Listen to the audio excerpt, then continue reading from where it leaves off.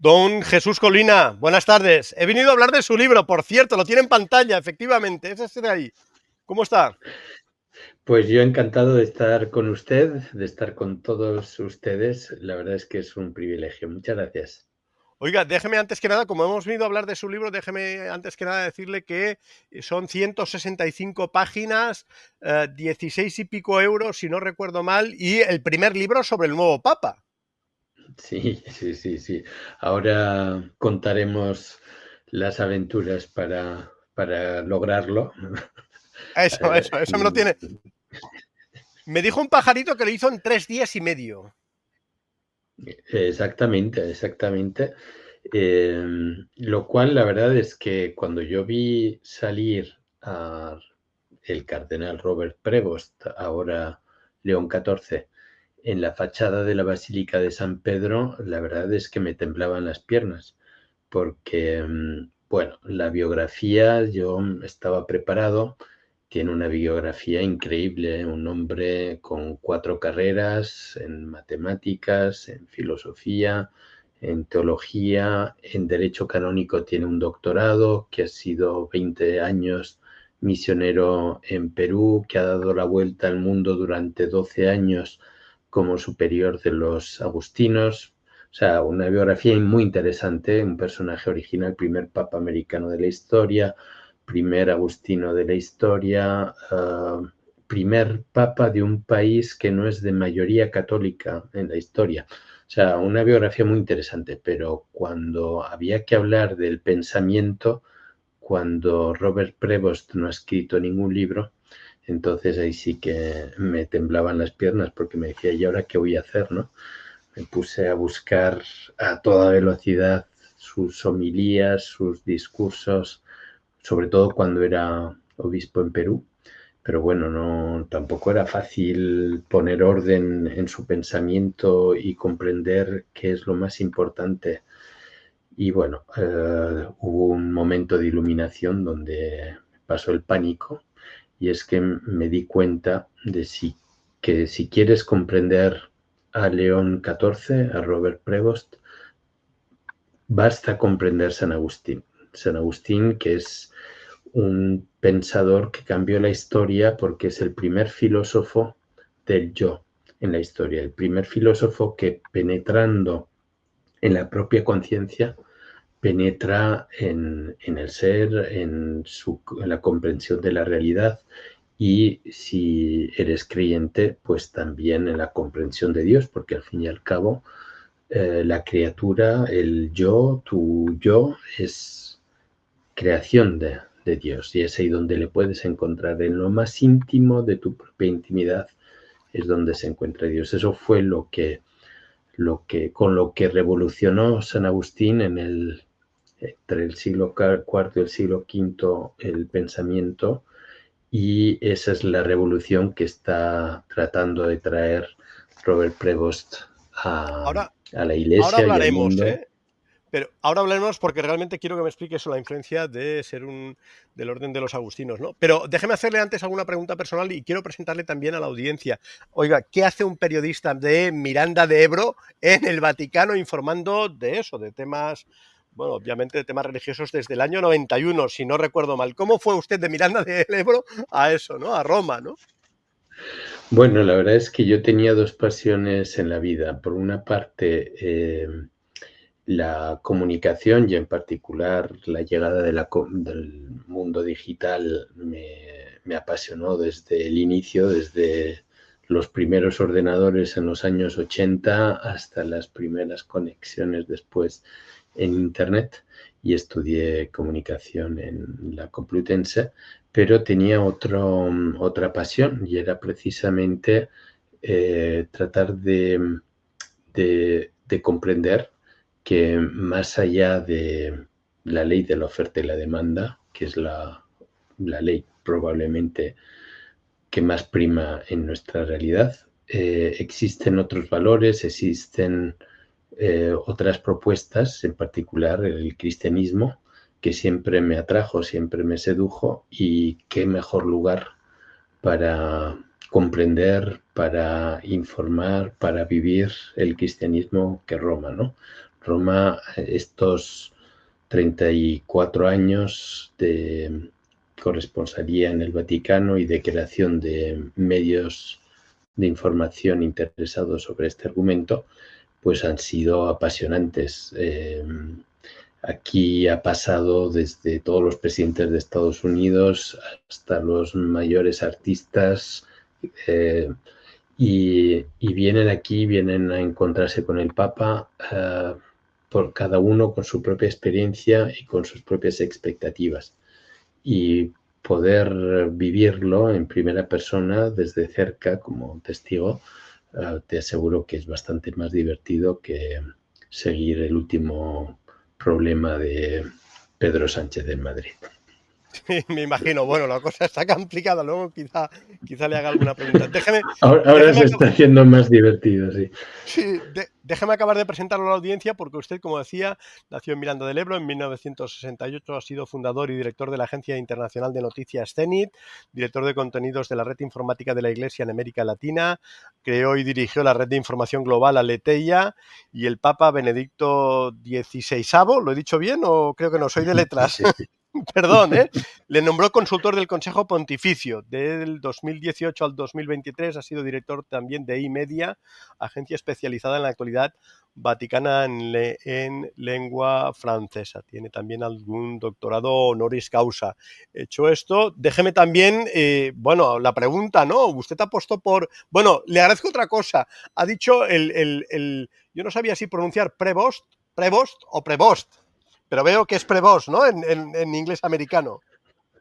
En realidad, la verdad es que suelen decir Prevost, Prevost. Ajá. pero según El les acento de la vaya. primera, por el de stress in the first one, ¿no? Sí. Bueno, usted Sí, apostó, fue suerte, fue un pleno al 15 eso de apostar por él y que salga papa, porque al principio tampoco salían las quinielas. pues te voy a ser muy sincero. Cuando él es llamado por el Papa Francisco en enero de 2023 desde una diócesis perdida en Perú que nadie conocía, y le llama para colocarle en uno de los puestos más importantes de la Iglesia Católica a nivel mundial, que es el prefecto de dicasterio para los obispos, es decir, la persona que se encarga de presentarle al Papa los candidatos a ser obispos en las diferentes diócesis del mundo. Cuando el Papa le llama y se hace ese anuncio, dije, pero este tío, ¿quién es? O sea, era algo absolutamente fuera de lo normal. Lo normal es que el Papa hubiera llamado a alguien o de una diócesis importante o algún obispo que ha seguido lo que se llama la carrera diplomática en el Vaticano. Y sin embargo, trae a un misionero en Perú americano. Me puse a ver la biografía en ese momento, estamos hablando de hace más de 2 años, y dije, joder, este tío tiene las características, las cualidades para ser papa. Y escribí un artículo en el debate en Madrid diciendo, tenemos un papable, tiene todo para ello. Luego fue pasando el tiempo, estos 2 años, y yo preguntaba, ¿y cómo va Robert Prevost? ¿Qué hace? ¿Cómo se desempeña? Y la gente que trabajaba con él me decía, no, pues él va a lo suyo, habla poco, es discreto, no da entrevistas, no... Y eso les pasó a los periodistas también, pues dijimos, bueno, pues se ve que no quiere destacar y que seguirá lo suyo y ahí se quedará en el encargo que le ha dejado el Papa. Y Don ese motivo que para nosotros nos hizo no tenerle en cuenta fue en realidad el motivo por el cual los cardenales en el cónclave pensaron en él. Porque los cardenales ya antes del cónclave habían dejado muy claro que el primer desafío que tiene la Iglesia en estos momentos es el de la unidad. Hay peligros de divisiones, hay peligros de cismas en algunos países más que en otros, en Alemania, en Estados Unidos, en otros países. Y lo primero que se busca en la Iglesia es que esté unida, que no se divida, porque si se divide pierde credibilidad, pierde su razón de ser. Y entonces buscaron a un hombre que pudiera servir a esa unidad de la Iglesia. Buscaron a alguien más bien humilde, más bien capaz de crear puentes, y ahí fue donde pensaron en Prevost. De manera que es verdad, los periodistas no le tenían en sus quinielas por ese temperamento tan tranquilo, tan discreto, y fue, sin embargo, el motivo de su elección. Oiga, déjeme, ya que habla de estas cosas, me están surgiendo muchas preguntas, ¿eh? Pero déjeme hacer una pregunta sobre lo difícil que es trabajar en el Vaticano, porque usted lo dice, página 14. El secreto hace especialmente difícil el trabajo de los periodistas. ¿Cómo se hace información? El Vaticano obviamente tampoco es que sea aquello un estado especial, ¿no? Tampoco no, supongo no brilla por la transparencia, su poder no es de este mundo. ¿Cómo lo hace para trabajar ahí, para las fuentes y esas cosas? Sí, lo más complicado son las fuentes, porque como en todo ámbito profesional, para poder trabajar bien, para ser original, para comprender la realidad, necesitas fuentes de primera mano que estén lo más arriba posible y que sean de confiar. Y eso en el Vaticano requiere muchísimo tiempo, requiere mucha confianza, porque en general entre los obispos, los cardenales, existe una cierta difidencia de los periodistas. El hecho de que con frecuencia los medios de información son experimentados por ellos como agresivos hace que tienen mucha dificultad para confiarse a un periodista, y eso requiere mucho tiempo, y como tú sabes también en el ámbito del periodismo se requiere mucho tiempo para ganarse la confianza, y la puedes perder muy fácilmente y muy rápidamente, ¿no? De Qué manera gran que frase. Sí, sí. Perdón, diga, diga. ese es el gran desafío. A esto se le añade otro desafío que en el cónclave se convierte en muy importante, y es que los cardenales tienen la obligación total y absoluta de mantener secreto de todo lo que se decide en el cónclave. No pueden revelar para nada lo que pasa en el cónclave. El único que lo puede hacer es el Papa después de elegido, si quiere, y obviamente no suele estar en su interés el publicar secretos de cónclave. De manera que es muy difícil, y además si eres católico y crees en la Iglesia y crees en sus valores y principios, sabes que tú también eres cómplice de la difusión de un secreto, con lo cual tú mismo en tu conciencia pues no, no estás acorde a lo que tú crees si revelas secretos en el cónclave. Un periodo muy particular, el del cónclave, pero bueno, eso también hace lo que es uno de los eventos informativos más apasionantes que existen en el mundo. O sea, las elecciones americanas se quedan muy por debajo. El hecho de que tú ves a esos 133 señores mayores célibes que no se han casado, con unas vestimentas tan particulares, con unos soldados al lado que tienen un traje inspirado por Miguel Ángel, y que están eligiendo al representante, al pastor de 1.400 millones de católicos del mundo, pues por una parte, a quien no comprende nada y a quien no sigue las cuestiones de la Iglesia, se convierte en el evento más curioso y casi excéntrico de la humanidad. Pero por otra parte, al creyente que sabe que lo que está sucediendo ahí es algo que cambia la historia, es algo que forma parte de hace 2000 años, y que la fe de los creyentes se transmite de generación a generación por personas, que la figura del Papa en ese sentido tiene un papel decisivo y muy importante, pues también para el creyente se convierte en un evento único y apasionante. Oiga, acabo de descubrir que el uniforme de la Guardia Suiza lo diseñó Miguel Ángel, usted lo ha dicho. Lo inspiró, o sea, se basaron en trazos de Miguel Ángel y a partir de ahí, a inicios del siglo XX, le dieron un toque un poquito más moderno, pero sigue siendo de la época, la Bueno, verdad. estaba en todo. Oiga, déjeme, Sí, vamos a hablar del Vaticano, ¿eh? Pero déjeme, ahora le voy a dar un disgusto, haga un esfuerzo de imaginación, que tampoco es el caso. Esa famosa frase atribuida a Stalin, ¿no? Que le dicen en la Segunda Guerra Mundial, la sabe, la conoce seguro, ¿no? Pero el Vaticano, ¿cuántas divisiones tiene, no? Pero claro, el poder del Vaticano, desde luego el poder moral, ¿no? Es muy superior al número de divisiones que podría tener un ejército, para entendernos, ¿no? sí, sí, sí, sí, sí. Se lo dijo se lo preguntó al ministro de Asuntos Exteriores de Francia de la época, porque quería comprender qué importancia tenía el Papa, ¿no? Y bueno, es una cuestión de soft power.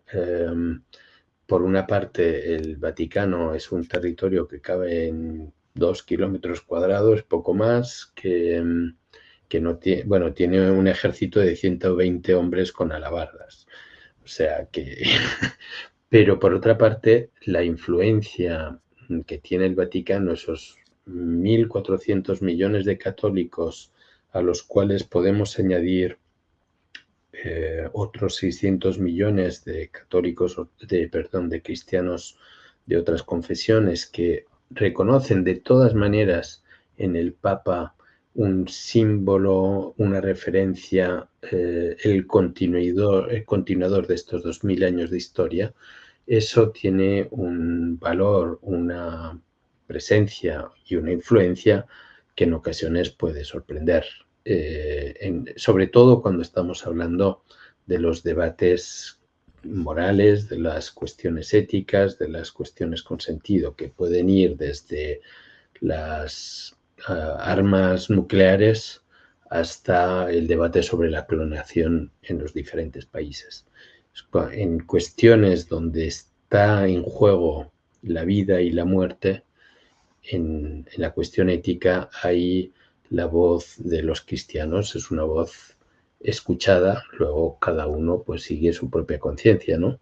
Pero hoy, como durante los últimos 2000 años de historia, la voz de los creyentes es una voz que es escuchada sobre esos debates que son los que nos tocan más íntimamente, más incluso que los debates políticos.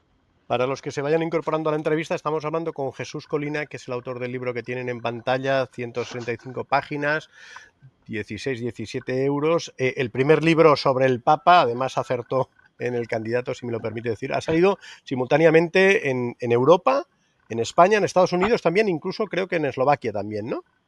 En Eslovenia, en Eslovenia. Eslovenia, perdón, perdón.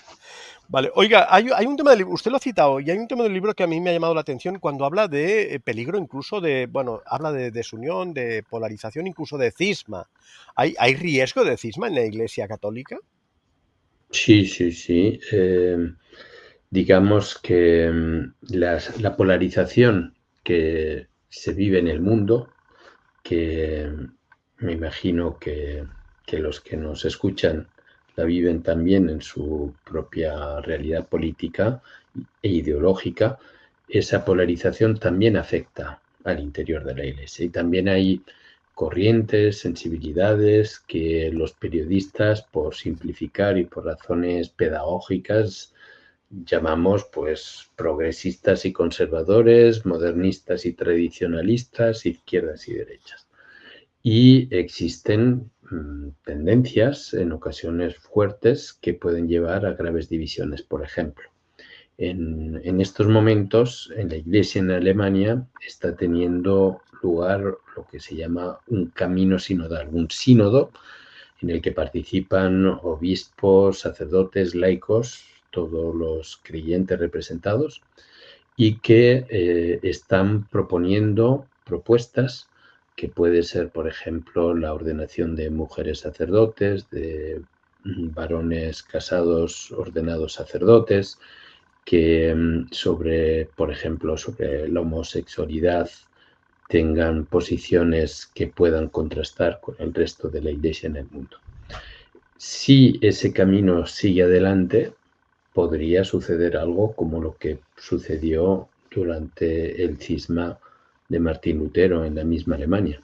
Y es que dos grupos eclesiales se encuentran defendiendo o proponiendo posiciones contrapuestas hasta el punto de romper la unidad de la Iglesia. Y ese peligro es real en Alemania. Ha habido también, no diría yo peligro de cisma, pero sí de divisiones muy graves en Estados Unidos durante los últimos años del pontificado del Papa Francisco, en el que los obispos, muchos obispos americanos, no comprendían la posición del Papa Francisco sobre cuestiones como el diálogo interreligioso o como eh, las cuestiones ecológicas, y lo veían como muy liberal y que no comprendía la posición americana. Ahí se han dado casos de algún grupo que se ha separado de la Iglesia. O sea que sí, es el cisma, la división entre seres humanos está siempre presente, y si hablamos de una realidad como la Iglesia Católica de 1.400 millones de personas basados únicamente sobre valores comunes, porque no es un país con un territorio ni con una propia moneda, pues entonces estamos hablando de un peligro que puede estar siempre al acecho y del que la Iglesia siempre puede ser víctima. Pero un cisma a nivel de Martín Lutero, de Lutero, perdón. Siempre es posible, siempre es posible. Sí, sí, sí. Ha habido cismas en el siglo XX, no de esa trascendencia a nivel numérico, pero sí a nivel de sustancial, de contenidos, de un grupo. A finales del siglo XIX, inicios del siglo XX, en Francia hubo un cisma modernista, porque rechazaban la evolución del cristianismo, de la Iglesia, y querían quedarse anclados en el pasado. Hubo un cisma en los años 80, también capitaneado por un arzobispo francés, que rechazaban todas las novedades que introdujo en los años 60 el Concilio Vaticano II, por ejemplo, el diálogo con las demás religiones. Ellos decían que no es posible dialogar con las demás religiones porque la única verdadera es el catolicismo. Y a finales de los 80, este obispo francés, Marcel Lefebvre, ordenó a otros 4 obispos sin el permiso del Vaticano y crearon una especie de iglesia aparte, que todavía Lo se recuerdo. está viendo si pueda en un día regresar al seno de la Iglesia Católica o no. O sea que los cismas son algo que forma parte de la historia. Ha habido muchos. Claro, el cisma de Lutero y el cisma de la Iglesia Ortodoxa hace 1000 años Claro. han sido los dos más grandes, los que han tenido una importancia decisiva en la historia de la humanidad, en particular de Europa. Oiga, ¿es posible el diálogo con el Islam? Ahora que habla del diálogo entre religiones, lo digo porque evidentemente los musulmanes consideran que su religión es la auténtica. Sí. Hay muchas interpretaciones del Islam. Las más importantes, la chií y la suní, y, y hay representantes islámicos que son capaces de comprender el principio y aceptar el principio de la libertad religiosa, es decir, que aunque ellos piensen que su religión es la única verdadera, pueden comprender que haya creyentes de otras religiones que viven su fe, y hay otros que no. Entonces, la respuesta depende del que tú te encuentres enfrente. A diferencia del catolicismo, en el Islam no hay una figura de autoridad teológica y moral única y reconocida. En realidad, cada imán es un intérprete del texto sagrado. Y entonces, pues dependes mucho de quién te vas a encontrar enfrente. En Europa, por ejemplo, pues tenemos muftis iluminados, capaces de vivir en una sociedad plural como la nuestra, como la europea, y hay otros que son auténticos peligros fundamentalistas. O sea que depende un poco de quién te vas a encontrar. De hecho, hay un problema, diría, suplementario, que es que, claro, el Corán es directamente la palabra de Dios. Por lo tanto, no se puede tocar, a diferencia de los evangelios, que obviamente no es lo mismo, ¿no? Incluso mucho, con perdón, mucho criticar a veces la Iglesia Católica, pero no deja de ser una estructura jerárquica, lo que dice usted, y que se adapta a los tiempos a través de los concilios e incluso democrática, usted lo ha dicho, en el cónclave se vota, ¿no? Sí, y bueno, hay una grandísima diferencia también, y es que el Islam no ha tenido el siglo de las luces, no ha tenido Exacto. una separación entre iglesia y Estado, que en el cristianismo en el fondo siempre estaba en el origen, porque Jesucristo en el Evangelio habla de dad al César lo que es del César y a Dios lo que es de Dios. Pero es evidente que en la historia del cristianismo en muchísimas ocasiones la autoridad religiosa se mezcló con la autoridad política, trayendo grandes desastres, por cierto.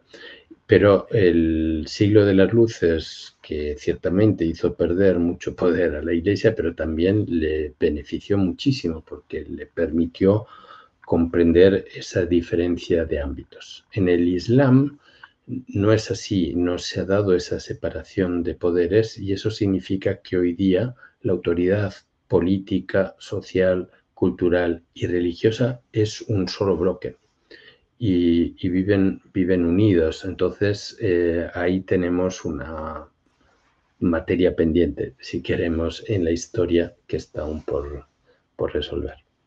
¿Cuál es el balance del Papa Francisco? Bueno, yo creo que el Papa Francisco tenía, para empezar, fue un pontificado único en la historia.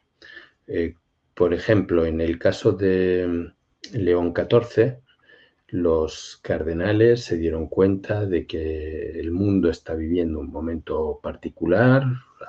Mencioné la división en la Iglesia, mencioné desafíos como la paz en el mundo, Ucrania, Gaza y demás. Eh, Vieron en él, le dieron desafíos muy importantes que afrontar para que el cristianismo pueda seguir inspirando a las personas en el siglo XXI.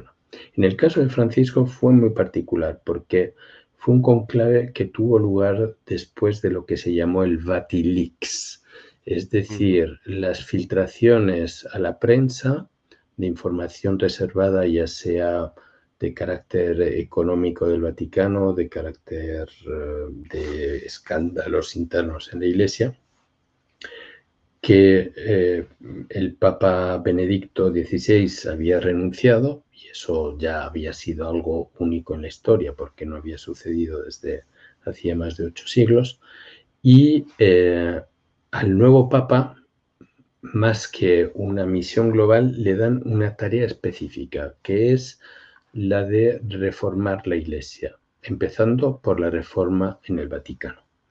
Entonces él se dedica a alma y cuerpo, en primer lugar, a reformar, limpiar, remodelar la curia romana y también a tratar de traer la visión de iglesia que él traía desde Buenos Aires, que llevaba en su corazón, es decir, una iglesia abierta a todos, no como se percibía muchas veces anteriormente como una iglesia de los buenos o de los puros o de los limpios, no, es una iglesia abierta a todos, que seas prostituta, homosexual, lo que sea, tú eres hijos de la iglesia y te tienes que sentir tan hijo, tan partícipe y tan protagonista como cualquier otro. Y eso fue algo que no fue fácil de entender, que muchos lo analizaron ideológicamente, eh, eh, que creó divisiones, pero creo que es una intuición que sigue ahí, que hay que comprender cómo vivirla, cómo aplicarla en la realidad y que creo que va a ser todavía parte del programa que Robert Prevost, que León XIV tiene que aplicar en su pontificado. Oiga, ¿era un papa, perdón, déjeme una última pregunta sobre el papa fallecido, ¿era un papa de izquierdas o era un papa progre, si me permite la expresión coloquial? Lo digo, tengo la sensación que fue muy elogiado por medios de comunicación, quizá más progresistas, incluso políticos en España, Pedro Sánchez, Yolanda Díaz, pero déjame decirles también una cosa, esta gente no va a misa. O sea, lo que es verdad es que fue un papa que tuvo mucha aceptación entre no creyentes y en particular entre no creyentes, llamémoslos progresistas o de izquierdas o como queremos, porque precisamente daba una imagen de la Iglesia abierta a todos. Ahora bien, y también es verdad, objetivamente, que en algunos argumentos, por ejemplo, en temas de ecología, en temas de distribución económica de la riqueza, en algunos temas, objetivamente, tenía una sensibilidad que podríamos llamar más progresista. Ahora bien, lo que muchos olvidan es que en otros argumentos era profundamente conservador y tradicionalista. Por ejemplo, él, fue quizá el mayor crítico, incluso más que Benedicto XVI y Juan Pablo II, de la teoría de género o de corrientes ideológicas que van contra la ética cristiana, por ejemplo, también contra el aborto. De manera que era un personaje que era él. Era bastante inclasificable. Ahora bien, esas cercanías que él tuvo tanto en su relación como también en algunos temas con una visión más progresista y cercana a muchos no creyentes. Él disfrutaba dialogando y disfrutando con no creyentes, porque era una persona intelectualmente curiosa y provocadora. Pues bien, eso le hizo, como usted constata, a acercarse a personajes que curiosamente no solían estar cercanos a la figura de un papa. El nuevo papa ideológicamente, ¿dónde lo situaría? Pues es interesante. Yo creo que por una parte tiene su origen estadounidense, que le marca de manera importante, es decir, es alguien de instituciones, es alguien que cree en el orden, en la organización social, en la eficacia política estadounidense y en ese sentido es una persona de institución conservadora. Ahora bien, tiene 20 años de trabajo entre los pobres en Perú, de manera que tiene una sensibilidad, una cercanía natural ante los problemas del trabajo, de la dignidad del trabajo, que ha vivido en primera persona y ha visto sangrar corazones ante la injusticia social, que obviamente le tocan muy de cerca. Ahora bien, eso no significa que él abrace propuestas revolucionarias de izquierda. Él, en general, lo que él propone es una visión económica en la que la iniciativa privada, el sector privado, la empresa, tenga un papel de motor muy fuerte, muy importante, y ahí también su origen americano es evidente, pero por otra parte, con capacidad de crear valor social. Es decir, el objetivo de la empresa no es solo para que el dueño gane mucho dinero.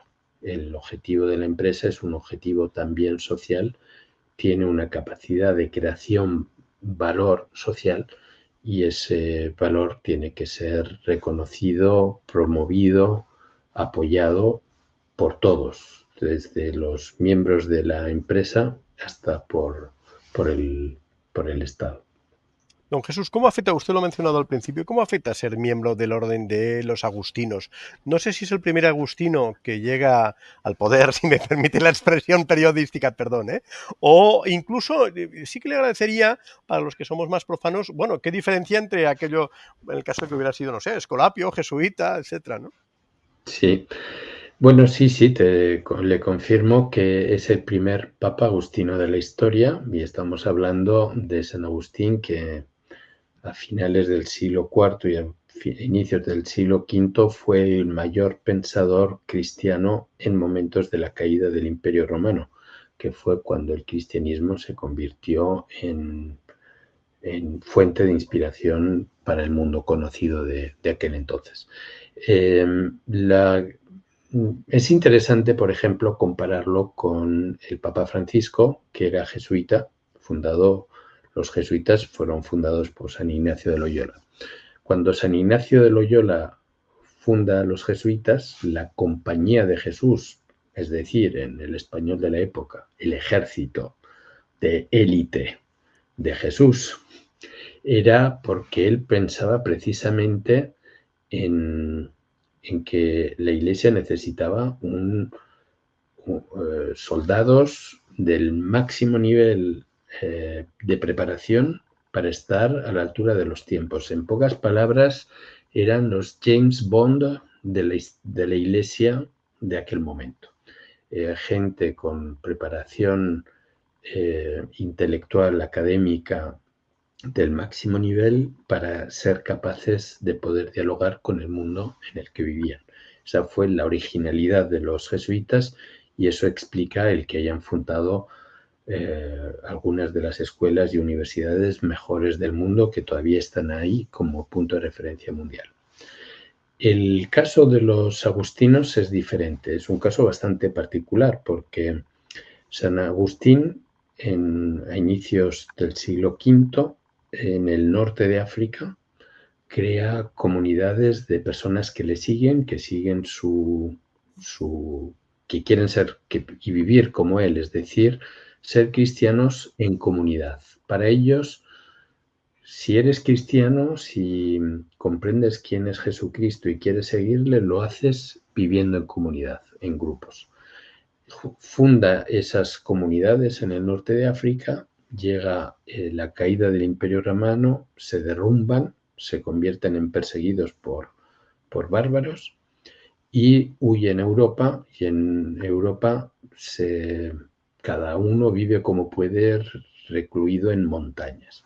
Hasta que llega en torno al 1200 que el Papa dice vamos a reunir a todos estos personas que viven la regla de San Agustín, que quieren vivir como San Agustín y vamos a congregarles en una congregación y funda así la Orden de San Agustín, que tiene dos pilares fundamentales.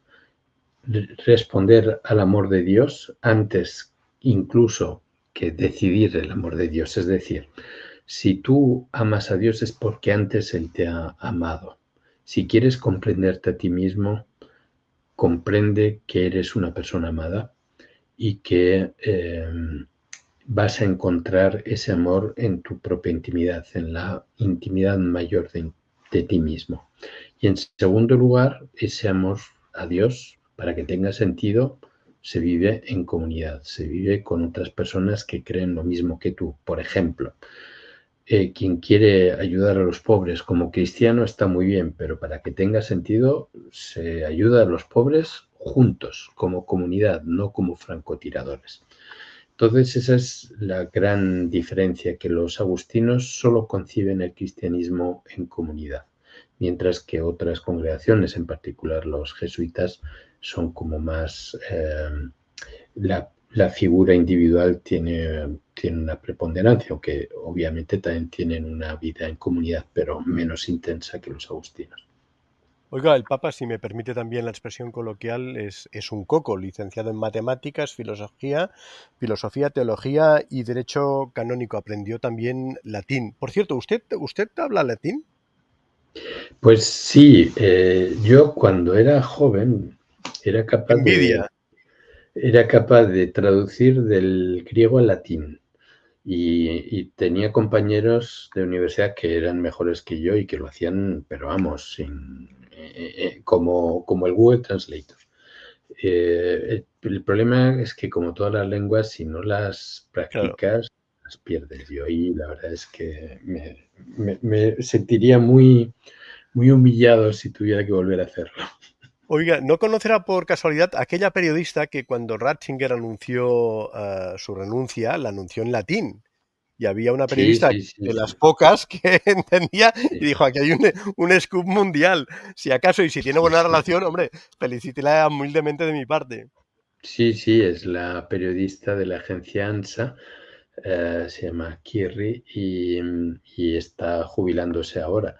Y como usted explica, era un día normal de febrero, los periodistas no teníamos ninguna gana, hacía frío, no teníamos ninguna gana de ir a la sala de prensa del Vaticano porque además no habían eventos particulares ese día y se dice en la mañana el Papa ha congregado a los cardenales presentes en Roma, pues bueno, y había poquísimos periodistas, debían estar 5 en la sala de prensa y en la sala de prensa cuando hay eventos te ponen el monitor con la televisión.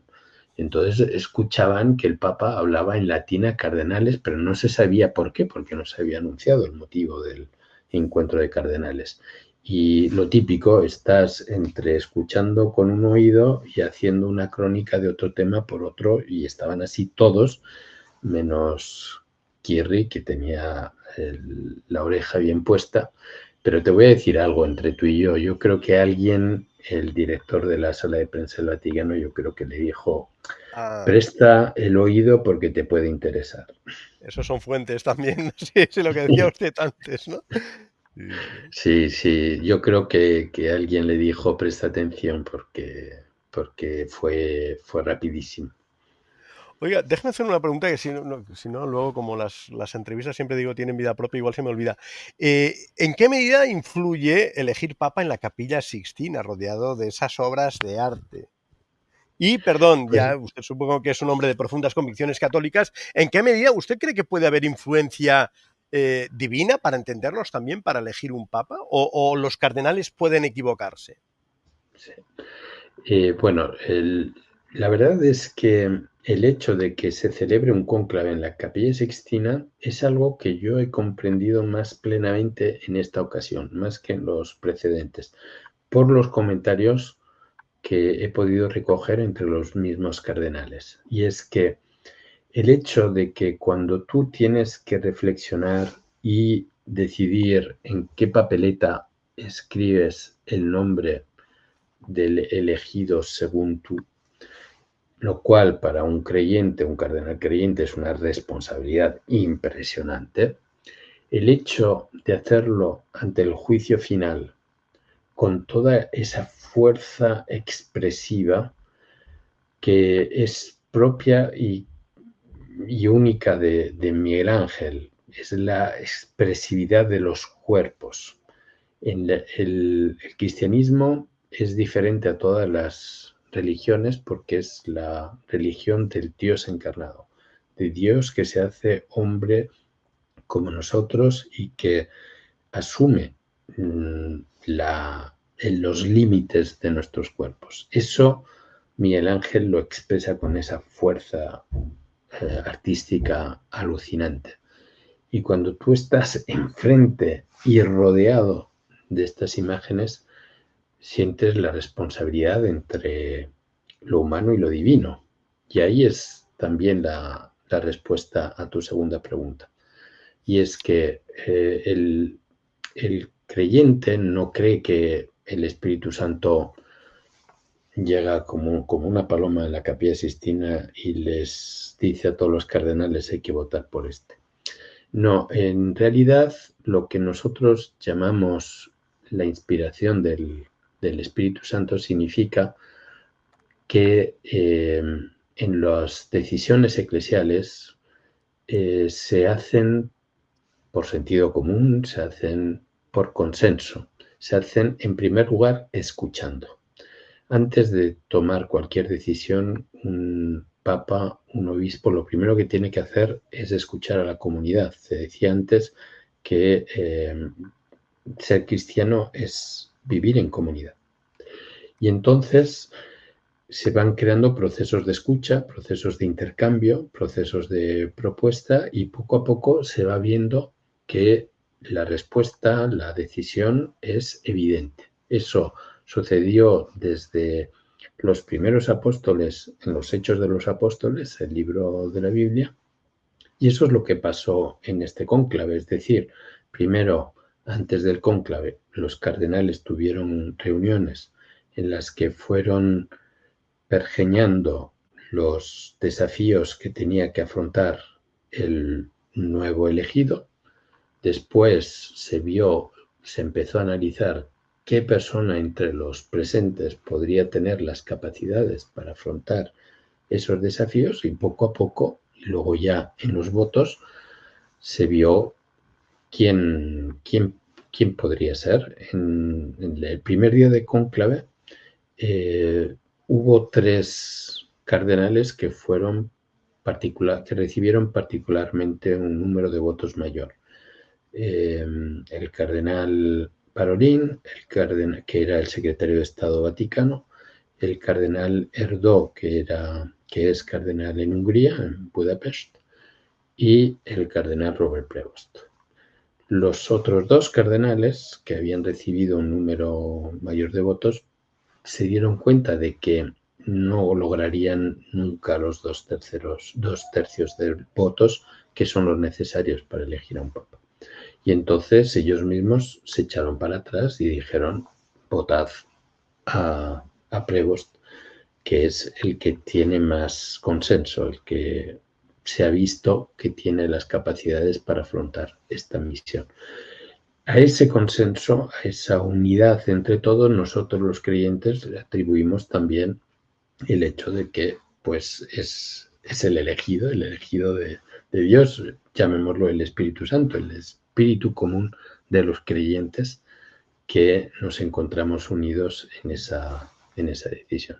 Don Jesús ha dicho que esos 2 cardenales se echaron para atrás. Eso, las deliberaciones, usted lo ha dicho antes, son secretas. ¿Trascendió? ¿Lo explicaron ellos? Sí, ha trascendido. Ha habido un cardenal que ha hablado un poco de más.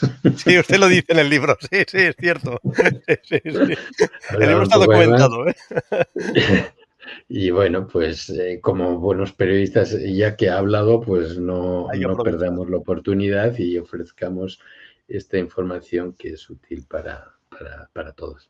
Oiga, el hermano del nuevo papa acertó también. Ropa, algún día Sí, serás papa en Roma. Que, por cierto, fue desde el único que pequeñín. obviamente lo abrazó, ¿no? Sí, sí, sí, sí. Bueno, es muy divertida la historia de la familia de Robert Prevost. Como sabéis, por una parte, su madre era de origen español y criollo por sus abuelos eran de Luisiana y el padre de Prevost era de origen franco-italiano.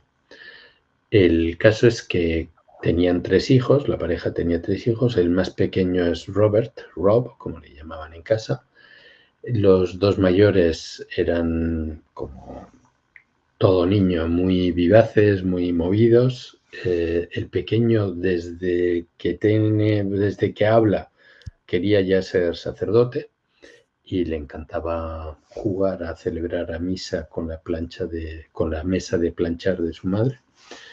Y los otros 2, pues que estaban jugando más bien a béisbol o a policías y ladrones, cuando le veían celebrar la misa. Y también que tenía una apertura, un interés, una predisposición, una bondad natural también particular, pues ya el hermano mayor le decía, joder, tío, qué pelma eres, vas a ser papa un día. Y la verdad es que en esa época que un americano pudiera ser papa era absolutamente impensable, porque el último papa no italiano había tenido lugar más No. de 5 siglos antes, o sea, que era, y que fuese de Estados Unidos, pues vamos, es que no le cabía en la cabeza a nadie. El primer papa no italiano fue el cardenal Wojtyła, Juan Pablo II, que fue mucho después, en 1978. ¿Cómo ha De influido? manera que... Sí. Perdón, diga. No, Quería, digo que... quería preguntarle cómo ha influido el hecho de que fuese americano en la elección. Estados Unidos no es un país católico, aunque la Iglesia Católica Americana es importante. Yo recuerdo a mi madre cuando eligieron al presidente Kennedy, que era el primer católico, era aquello casi un acontecimiento, bueno, mundial, ciertamente, ¿no? Sí, sí, Pero, sí. pero ¿cómo ha influido el hecho de que sea americano para su elección?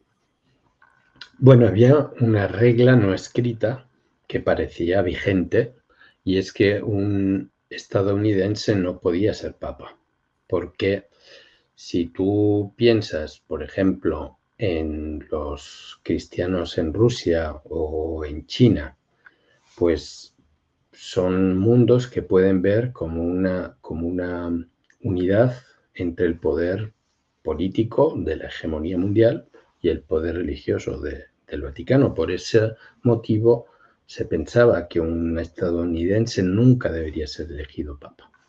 Pero ¿qué pasa? Que Robert Prevost es muy particular. Es un estadounidense con nacionalidad peruana que ha sido misionero buena parte de su vida, que ha vivido en el Vaticano y que conoce los mecanismos de la curia romana, y por tanto es un americano atípico. El arzobispo de Nueva York o de Chicago no hubieran podido ser elegidos papas, a no ser que hubiese habido algún elemento histórico particular. Pero Robert Prevost era un americano sui generis. Vivía en Roma, habla muchos idiomas, algo que en un estadounidense es realmente sorprendente. De manera que es un americano atípico que no renuncia a su origen porque es orgulloso de serlo, pero que al mismo tiempo tiene una mirada que va mucho más allá de las fronteras norteamericanas, porque la mayoría de su vida ha vivido fuera. ¿Cómo ha influido, la segunda parte de la pregunta, cómo ha influido el hecho de estar 20 años, creo, de misión en Perú? Así es. Pues ha influido muchísimo porque es donde él era feliz.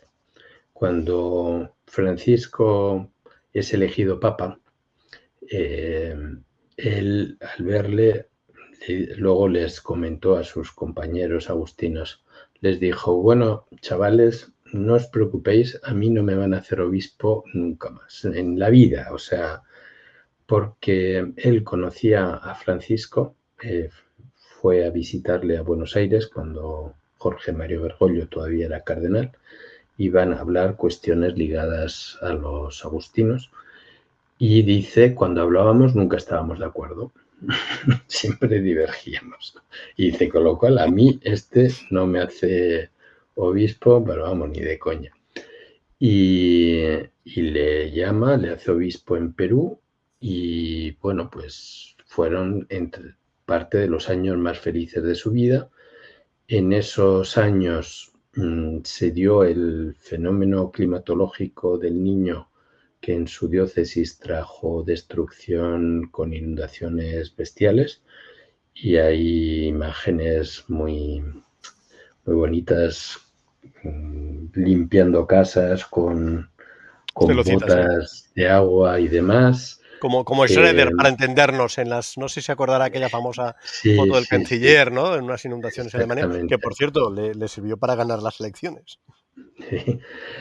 Hay fotos montando a caballo porque era la única manera de acceso a ciertas poblaciones que formaban parte de su diócesis, porque ni un coche llega hasta allá arriba.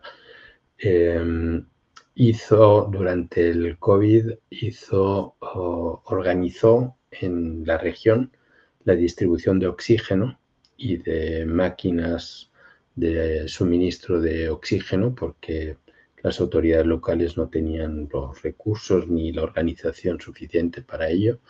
O sea que fue alguien que se manchó las manos para sacar adelante a su gente, y eso era el motivo por el que él se había hecho sacerdote cuando entró al seminario a los 14 años. es lo que él quería, es ser misionero lejos y ayudar a la gente que se le confiara. De manera que eso ha marcado muchísimo su psicología. Al mismo tiempo, le ha permitido comprender algo que para él es muy importante, y es que, a diferencia de Europa o en Estados Unidos, las personas con las que él convivía en Perú eran personas que muchas veces tenían menos problemas psicológicos, menos problemas de depresión y de otro tipo de los que podemos tener nosotros en nuestros países occidentales de mayor Claro. riqueza. ¿Por qué? Porque él comprende también muy bien el sufrimiento que provoca la sociedad del consumo, de una especie de capitalismo basado en la oferta y la demanda únicamente, que genera un vacío interior muy grande, porque es una sociedad que no te da un sentido, no te da un valor, no sabes muy bien cuál es el sentido de tu vida. Si nosotros escuchamos a los psicólogos, nos damos cuenta de que los chicos jóvenes en la universidad tienen que afrontar cuestiones de salud mental que en nuestra época no se daban. Y las ciudades que estamos generando son cúmulos de soledad, son torres de soledades una encima de otra. Y ese sufrimiento, esa búsqueda de sentido, es algo que él ha podido comprender muy bien, tanto por su experiencia como misionero en Perú, como por su experiencia como estadounidense. Estadounidense de Chicago, de un barrio que cuando él nace era sumamente activo a nivel económico, a nivel social, a nivel de un volcán de actividades de todo tipo, de un barrio bien cohesionado con vida social, y hoy es un barrio totalmente abandonado, donde, por ejemplo, la parroquia en la que él iba a la escuela, la cual iba a la misa del domingo, en la cual organizaban los partidos de béisbol y las obras de teatro, está cerrada a cal y canto y se está cayendo, donde las casas que rodean la casa donde él nació son nidos de droga. Hace mucho que pensar y él, pues es su biografía, es su vida. Oiga, leyendo su libro me ha dado la sensación que la Iglesia Católica no está tan mal como dicen que está. Lo que pasa es que también me ha llamado la atención de que crece, por ejemplo, en países alejados de Europa, ¿no? Por ejemplo, usted habla de la República Democrática del Congo, perdón, de Nigeria, de la India, donde hay un crecimiento importante. No sé si habla de 11.000 vocaciones al año, 11.000 curas, Sí, creo, ¿eh? No, ahora estoy hablando de sí, sí, memoria. sí, Y lo que sí. pasa es que, claro, son 1.500 millones, pasa un poco desapercibido, ¿no? Sí, cuando nosotros, si yo si yo le preguntara a usted cuál es la situación de la Iglesia Católica en estos momentos, usted me responderá o bien como he leído en la feria, es decir, a partir de su experiencia personal, lo típico es si uno ha ido a un colegio de curas y monjas o monjas y cómo fue, si fue una experiencia positiva o negativa, si uno, no sé, ha tenido una vida en la parroquia o de algún tipo que sea positiva o negativa, por tanto responde de manera personal o puede responder también de manera ideológica. Es decir, con frecuencia un progresista pues quizá ve la Iglesia como un vejestorio y, y un conservador no. Pero son reacciones que no nos sirven de nada, no nos están diciendo cómo está la Iglesia hoy. Por ese motivo, traté de hacer un ejercicio que no se ha hecho hasta ahora y es analizar los datos que están en el Vaticano, son datos oficiales de los números de registro de actas de bautismo, de confirmación, de matrimonios en la Iglesia, de ordenación de sacerdotes, de número de escuelas, número de universidades, número de orfanatos, y compararlos en los últimos 25 años para comprender con los números cómo realmente está la Iglesia hoy. y da una fotografía pues de claroscuro. Por una parte hay, sobre todo en Europa y en el mismo Estados Unidos, donde hay un claro decaimiento, sobre todo en matrimonios en el seno de la Iglesia, sobre todo en el número de nuevos sacerdotes, de nuevas vocaciones, incluso dentro del número de bautizados.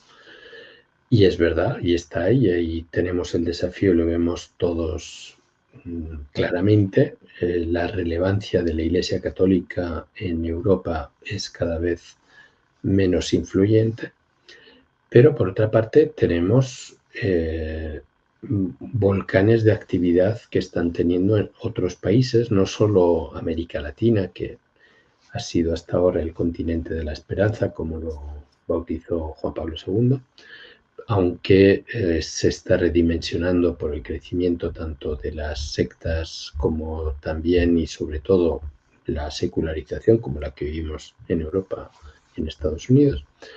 Pero tienes el caso de África, por ejemplo, donde realmente los números son alucinantes. O sea, el cristianismo nunca ha crecido tanto como está creciendo en África en estos momentos. Cada día hay una nueva parroquia, una nueva escuela, un nuevo hospital. El número de los bautismos crece de manera muy potente. El número de sacerdotes, de religiosas es increíble. Y tenemos el caso de la India, que usted mencionaba, donde curiosamente es el país en el que surge el mayor número de seminaristas y sacerdotes.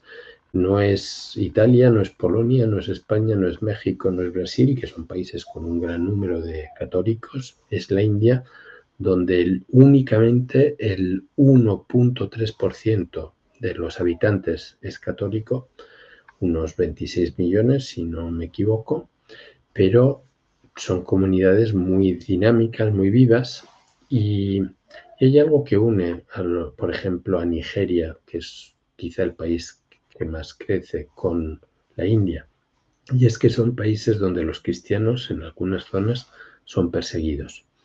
Y no sé si es casualidad o no, pero así como al inicio del Imperio Romano la persecución de los cristianos, la sangre de los cristianos fue lo que regó a nuevos bautizados, lo que hizo crecer la fe, en esos países está sucediendo algo parecido. Ya que habla del Imperio Romano, déjeme hacerle una última pregunta y casi en plan Fukuyama, ¿eh? Perdón. ¿Estamos al final de la historia? ¿O estamos al final de la... podemos ser una caída, la segunda caída de Roma? En el fondo, el cristianismo también es hijo, los europeos, incluso los agnósticos, también somos hijos de Roma, ¿no? Y de la tradición judío-cristiana. ¿Usted cree, perdón, la famosa frase de Toynbee que usted cita, ¿no? Aquello de que las civilizaciones mueren por suicidio, no por asesinato. Yo creo que estamos al inicio, no al final de una civilización. Yo estoy convencido de que el cristianismo no ha hecho más que empezar, no ha hecho más que expresar sus potencialidades que están todavía por explorar. Toynbee explica que ante los grandes eventos en la historia, ante las grandes amenazas en la historia, son las minorías, lo que él llama minorías creativas, las que son capaces de ofrecer una respuesta capaz de inspirar a la vida de las personas. Eso ha sucedido con el cristianismo en el pasado, sucedió durante el Imperio Romano, pero después el cristianismo también se anquilosó, también hubo momentos en los que dejó de ser de inspiración y se convirtió no en minoría creativa, sino en minoría aplastante.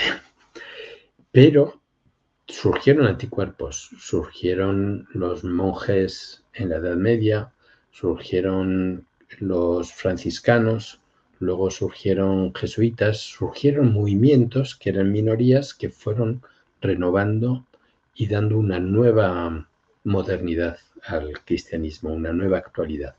Pues yo creo que es verdad que el cristianismo como está hoy eh, está dejando de poder inspirar la vida de las personas y eso significa su fin, porque al fin y al cabo el cristianismo no lo puedes imponer, simplemente es una opción de vida que hace el creyente porque ve en el cristianismo, en Jesucristo, algo atractivo, algo que llena de felicidad su vida, que da sentido a su existencia. Indudablemente en Europa, en Estados Unidos, vemos que hoy falta esa capacidad de atracción, de inspiración, pero bueno, así como en África, en Asia, en otros países, vivimos exactamente lo contrario, pudiera ser, ¿por qué no? No lo sabemos, que nuevas minorías, nuevas grupos de personas puedan renovar con el Evangelio y su fuerza disruptiva la sociedad en que vivimos. Pues don Jesús Colina, gracias por la entrevista y gracias por el libro. Lo tienen, como puede ver en pantalla, Dios nos quiere, editado por Libros Libres, 165 páginas y, si no recuerdo mal, 17 euros. Muchas gracias por el libro, pero también, sobre todo, por la entrevista. Yo creo que nos ha iluminado. Pues yo lo he disfrutado muchísimo, la verdad es que es una gozada el poder ir a fondo sobre temas tan importantes para mi vida como lo he podido hacer con ustedes. La próxima en Roma. Sí, por favor, nos Y me vemos en cuentan los Roma. secretos de hacer de periodista Sí, por sí, la sí, capital sí. vaticana. Hasta Don que no lo Jesús, reveles. muchas gracias. Gracias, un fuerte abrazo.